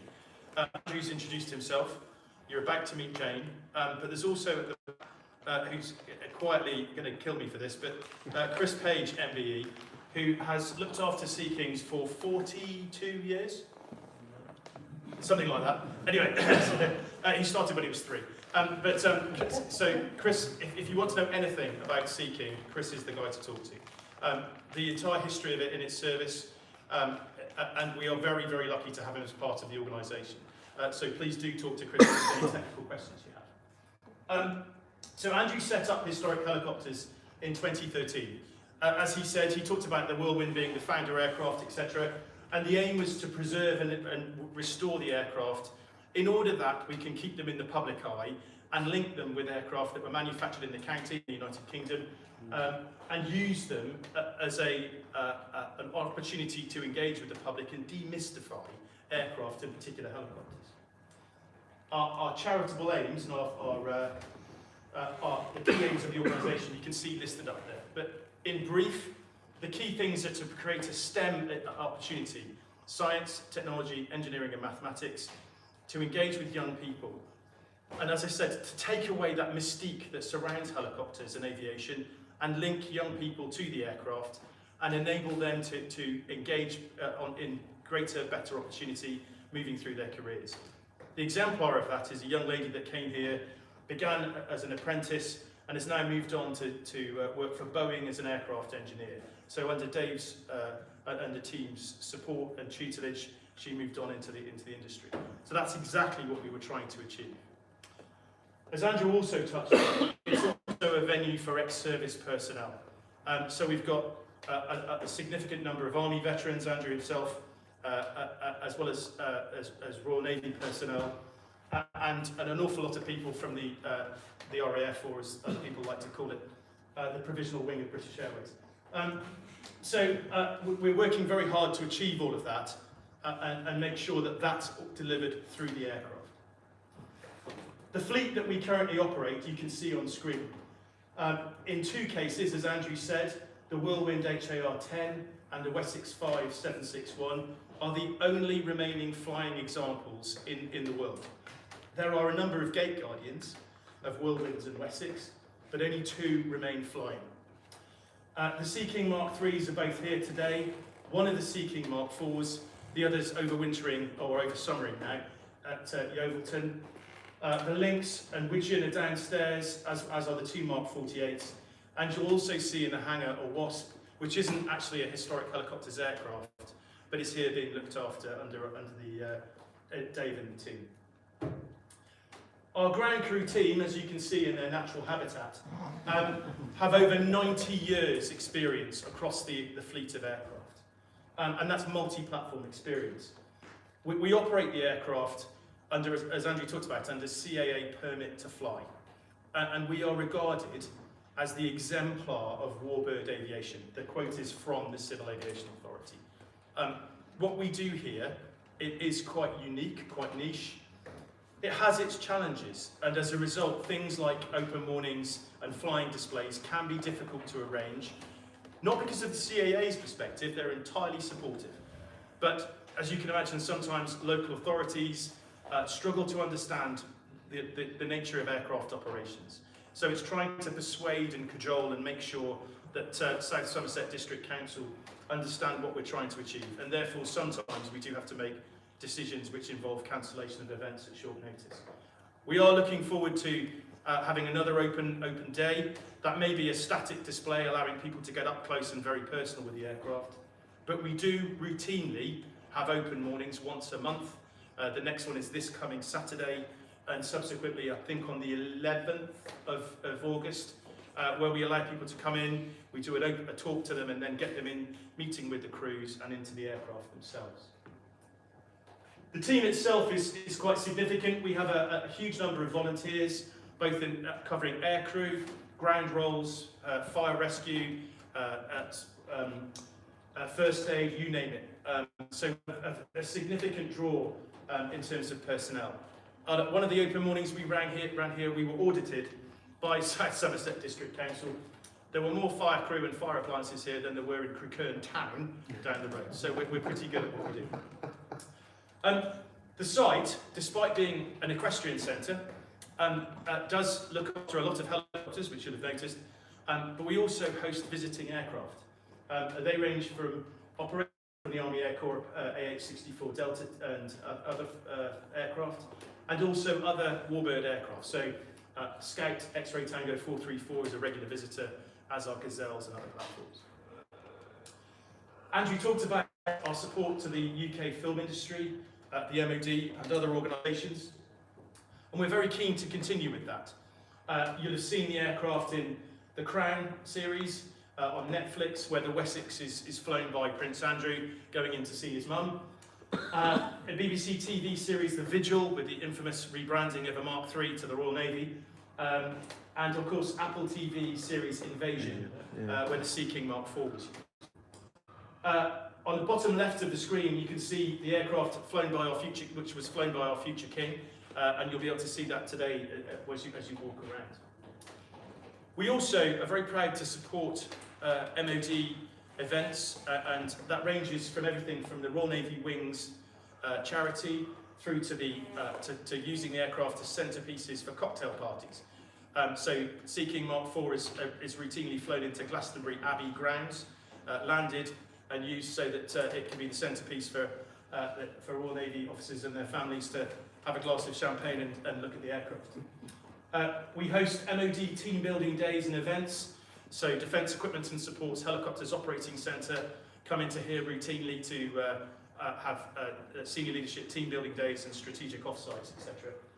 And we also host local police forces, counter-terror teams, etc. to do search training across the areas. As you can imagine, there's a fascinating scent picture for search dogs, horses, helicopters, all sorts of great stuff. It's great fun. Our future plans. We plan to sell Sea King Mark IVs, Zulu Foxtrot 122. So if any of you have got £1 million kicking about, we'll happily part with 122 for you. We can even deliver it into the UK wherever you like. We're hoping to do more open days and open mornings. As I talked about, we do regular open mornings with the aircraft in the hangars, etc. But we're trying to expand that to get it to be a more interesting static displays and potentially air days as well. This year we're supporting an awful lot of activity. We're about to do Dunk as well in a couple of weekends' time. So we'll take the aircraft up to Dunk as well to display there. We've just returned from Coxside in Belgium, taking the Mark 48 Sea Kings, and we plan to do many more. That's it from me, but what I'd like to do is introduce you to Jane, who is Historic Helicopters pilot and the only civilian qualified Sea King pilot. So if you have any questions, please do fire them through, but I'll let Jane do her introduction and we'll go on to questions after. Thank you. I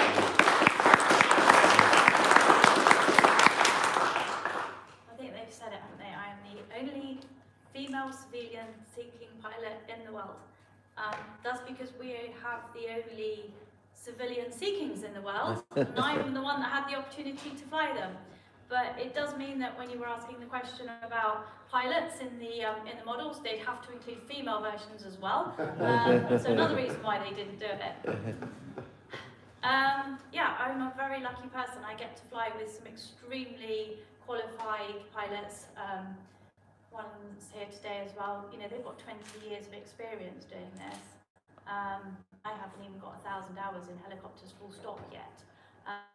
But it's a multi-pilot aircraft. I fly with them and eke their experience the whole time. I was lucky enough to be on the filming of the Invasion, where we had a massive drone.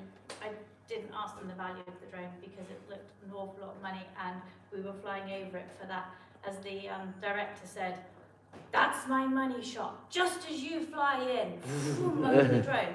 And they were literally going, "Go again, go closer, go again, go closer." And I think we were literally a couple of feet over the top of it from the end because the way the air was going. It's just such an experience, and most people have no idea what goes on behind making the films and everything else.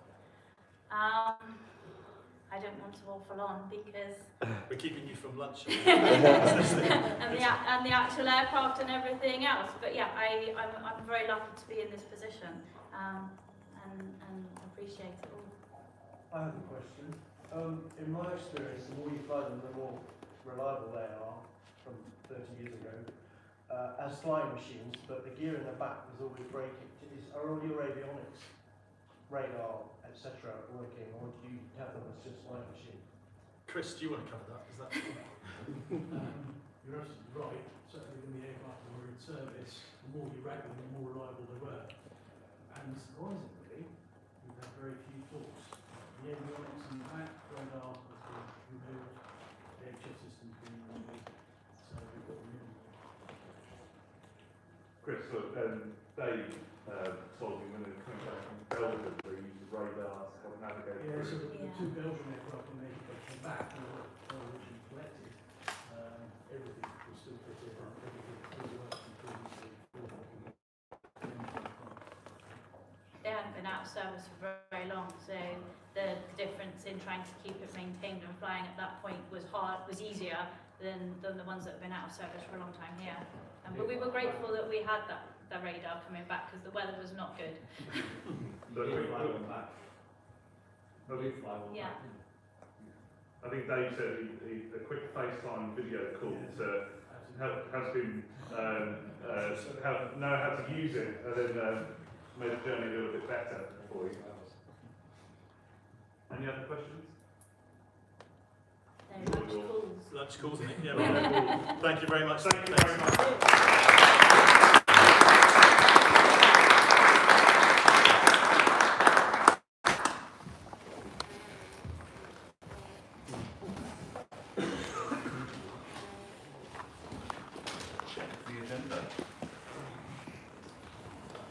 So we are 20 minutes, 30 minutes ahead of our scheduled lunch time, which is absolutely fine. So you can go and have a breather, although that did sound like rain a few seconds ago. But please take this opportunity to look at the models, look at the test shots, ask more questions perhaps you didn't want to ask as part of the wider group, and take those shots, those videos. Don't worry if you don't skip those shots. As I said, you will have some free time after lunch. Lunch is at 12:20. I will shout at everyone when lunch is ready. Okay, thank you very much. Right, let's go and have a look at the model, shall we? Wow. There you are. That's what it looks like.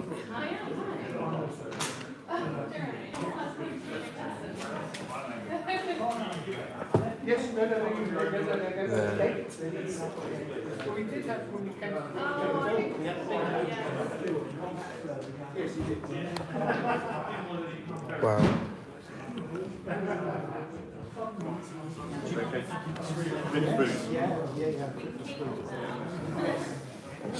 That's Sprue D, is it? Chris, can I flip this over? Is that alright, yeah? Brilliant, that's better. I can see more detail then. You can also move this if you want. Yeah. Good wrapping paper. Yeah, exactly. Yeah. It's for Christmas. Yeah. There's all images out of this manual. Really? That's fantastic. So that's Sprue D. Does it come in two colours, does it? Plastic? Yeah. That one spray painted one just to see how the detail. Oh, you spray painted it, did you? Yeah. So That's a spray painted spray one. painted it first, and then was like, oh, how do I put it together? So this was one of the very early test shots, which had like this didn't go together very well. Yeah, one of the earlier ones. Yeah, one of the earlier got ones. Fixed as we went along. Yeah, fair enough. So this is one of the earlier prototypes of it, basically. So yeah. See, a little bit messier. Does the tail fold? Oh, yeah, tail folds at the back. Yeah. All folded back there. That's amazing. Yeah, look at that. Oh, look at the detail there. Yeah, it was quite fun. Yeah, but that's fun, wasn't it? Yeah. Really entertaining. But you and Pramajit just sit there, like, you know, just discussing this sort of stuff. I bet he's your number one, and he, like, you know. We do chat a lot. Yeah, I bet you do. Especially with the rivets. I bet when it worked, you were like, yeah, I'll give it to you. Yeah, I don't want to. Wow. Pick them up in a minute. We've spoken before about Right. reinforcement patch here. They're having to make the choice to There you go. not the early airface. It does look smart. Photometric would have been overdone. Yeah, How the finish, the Yeah. surface detail came out at the end. If I'm bothered, No Jonathan Mock today? Is he getting better or? He's getting better, but yeah, Yeah. still the trouble I think is. Well, he's really around the corner from there, isn't he? Yeah. Bless him. Just make sure he takes as much care of himself as he Yeah, I get that. He doesn't want to get poorly, does he? There's something there. There's some more. Take a photograph of that one from that side. It's gone dark and the shadows casting this way. Some more detail there from frame F. Thank you so much. Let me know if it's okay. Look at that. We're moving back. Frame C, which has got the actual body of it. Look at the rivet detail there. Look at that. Looking pretty good.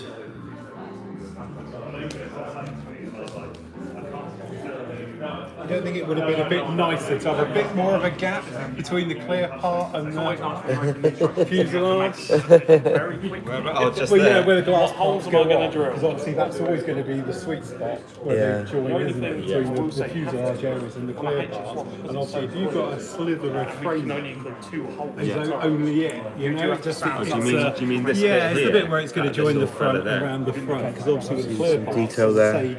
sometimes I always feel it's nicer to have a little bit of meat around it of like fuselage, so when you're masking up and you've got your clear parts, you can just go in with normal glue and not have to worry about it fogging at any point. No, I understand that. So I guess we did the split where the fuselage finishes. yeah, because that's a proper bulkhead onto that first stage through. But the framing is, starts where the actual framing of the window. Here's the decals, if you're looking for decals.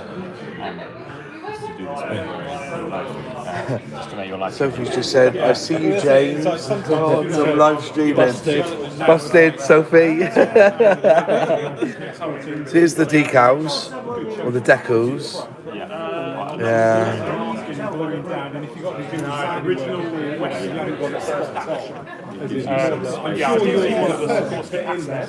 But again, it's just one of those ones. If it's not, you've got a little bit of room, wiggle room away from the clear part to allow to sand, fill, whatever it is. What's that, sorry? Actual moldings. Yeah. We're getting a kit today, aren't we? Especially when you were saying about having a reference to what's different about it. Yeah, we are, Sophie. It's been a great day so far. I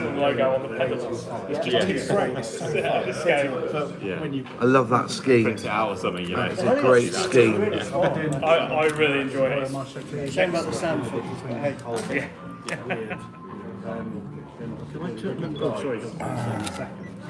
That must be super fun. That's crazy. I'm trying to print those. Yeah, no, it comes out right. That's impressive. That's all right. I think we find with our prints just Nice. quite have the same amount of detail. Yeah, Chris had a bit of fun there trying to not There's have the an box art identical there. It's the box. hang on the seats because they're not. They just hang how they do. So spent a few weeks crafting those. Fine, I've got a... I just started getting bothered about it. It's a good idea. I like to have something. Chris, why resets rivets and not why resets rivets? And what's the question again? Why did you use resets rivets? Not I stick yeah. to rivets. Yeah. I generally find that, like, don't know. I think we've just found they come out more fine. Yeah. And also, if you need to sand anything down, Yeah. Oh, you yeah. don't sand the rivets away. Yeah, I get so, that. like, just finishing it off. So raised rivets have the resets one. So if you do need to sand, all you got to do is get your daisy wheel and away you go again, innit? Yeah. You can add them back in again. Yeah. A bit easier. Is that all right then, Nigel? Is that the answer you wanted? So I guess a bit worried that on something's so covered with rivets. Yeah. Like ones like sticking out ones they appear a little bit larger. Yeah. I don't know what it is, even if they're the same scale. As I said, look at that. It's pure rivet, innit? It's just covered in it. Yeah. It's like a spotty teenager, innit? Like a spotty teenager. It's beautifully rendered. It is stunning. Yeah. Around this area in particular is where a lot of those overlapping panels are. Oh, look at that. I've just seen it now, yeah. You can catch it in the light, especially. Look at that. It's like more subtle. So they're threadable, 10A scalpel, and then I've got pulleys. Because I'm only doing tiny stuff. Because I haven't got confidence to cross-section something. With the Hunter, I think it's something. Oh, we're here with Plastic Alchemist. Hello, mate. All right, how's it going? Guys? Yeah, good. So we're just going to Sprue A now.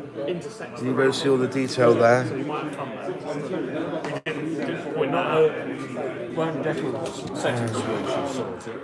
This bump is quite big, so I know which bit. What someone did is cut a slit in the back. Some of the work goes in there. It's just getting the right colour though. Yes, exactly. Same with that. Oh God, alright, bear with. Oh, I better change screw shots as well. This is number 3. Oh, he's broke it. He's broke it. You have to not glue them in Yeah. because sorry, Ratch. That's all right. Oh, what have you done there? There you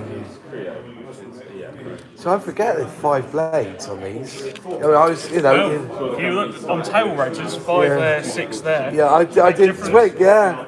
It is a big difference.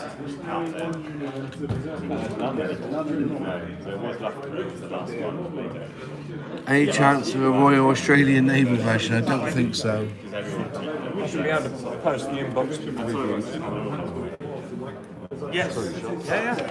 You'll be busy, but how far did you have to drive today? Yeah! We've got a model officer beside me now. El James taking pictures, getting in my way. You might be able to left it There we are. I'm saying to Dan, well, something I took the wrong way. And then you've got the clear parts here which have come off, ironically.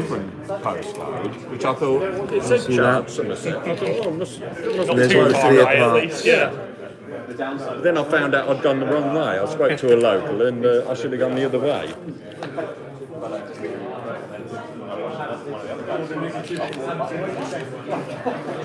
Very good.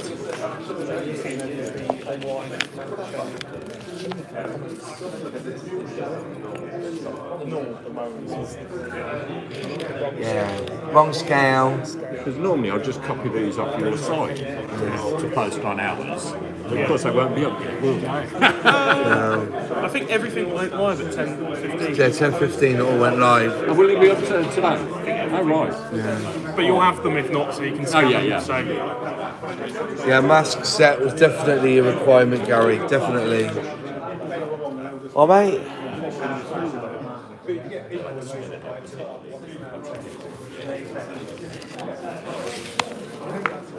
It's only a few sheets for the instructions. I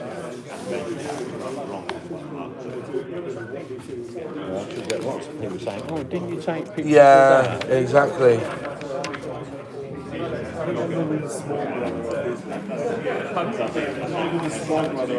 Oh, the 7 seconds.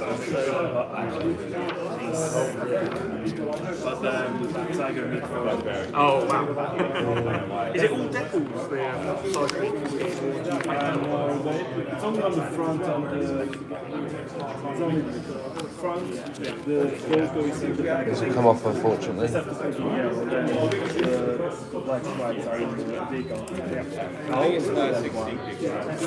Oh yeah, the one that's at Duxford now.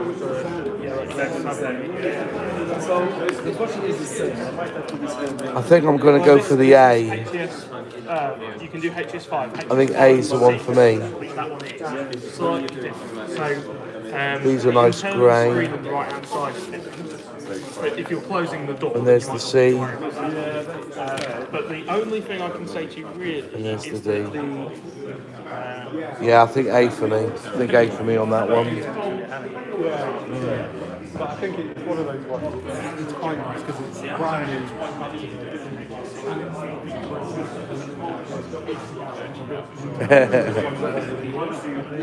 It's probably pushing the software relatively far.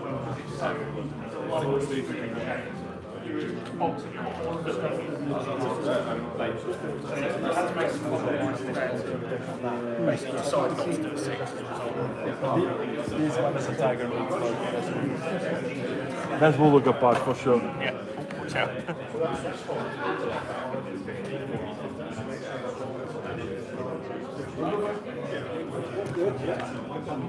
Could you bring this forward a bit so I can get a picture of all that demonstration? Just down there, that'd be great.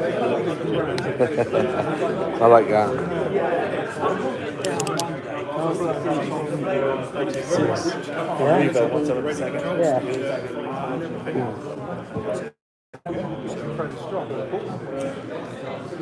So there you are, guys. That was the model. What's your thoughts on it? Eh? What do you think? Are you going to be ordering one or pre-ordering now? I think they're released in... Oh, here comes Dale. August, isn't it? It's August, isn't it? August, it's on its way. On its way. Mid-August. And I can have mine today? You can take yours today, Mark. Wow, that's brilliant. We air freighted some over just for today. So, What, the air freight? yeah, So, cost me a God, I was fortune. going to say, cost you a bit of money, that would. Get those reviews going. Yeah, get those reviews going, yeah. So it looks like Model Kit Stuff's ordered one. Well done, thank you. Well Model done, Kit Mark Stuff. Ken. So basically, get in there now. I'll put my link up so I get a bit of commission. So can Moz have a few? No, I can only have one. I You can only only have have one. one. We're going to write Moz all over it. Yeah, So that's if right. If we Yeah. see it on eBay, we know where it's come Hey, from. that's a bit harsh, So if isn't you really it? want to stitch him up, write Moz all over a box. Exactly. Yeah. Yeah, definitely. So you can review it if you want, Wayne Welly. Definitely. Hobby Time 2 for me. Sure, not for me. Boring. Sean. Tell that to Dale. Go on. I mean, I dare you to tell it to all the helicopter Yeah. people here. So. To Bowley Go, can Moz have a bear cat? Well, I did think about it. We were scheming in the pub last night whether we should open this presentation up with a big picture of the bear Oh, that cat. would have been so funny. I thought, no, I won't do it. That I would have won't been do it. harsh. That would have been really harsh. I want to see him cry. you Yeah, see. yeah, want to see you cry. Can I have a 109? You can, there's loads on our website. There's those on your website. Gross. Look at this thick and fast questions. Everybody wants something. How about giving something back to Airfix by buying the effing model? Go on, that's what you want to do. Go and pre-order it on our website. Yeah. Through Moz's links, if you put a link up Yeah. yet or not. But I will do it in a minute, but let's go up to the part 32 of the bomb bug. I'm getting to that. I've already emailed them. Apparently it's a short shot on the box. well, if you ever have any problems like that, get in contact with our customer care team. They're amazing. And they'll send you out whatever you need really, really quickly. Yeah, we'll do that.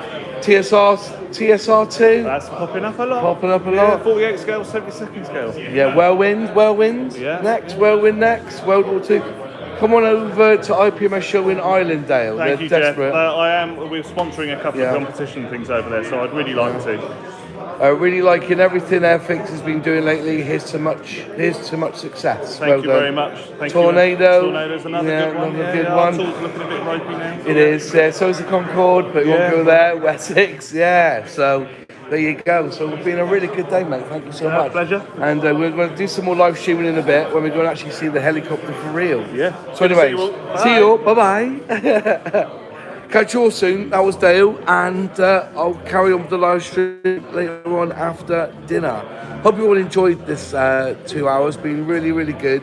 And 124th Hurricane, buddy. I think there's one coming. But he's not going to do this. Confirm nor deny. Confirm nor deny. It's the problem, isn't it? Anyway, thanks all for watching this. I've been on for 2 hours nearly. and we'll see you after lunch when I go and see a proper Sea King. How do I end this anyway?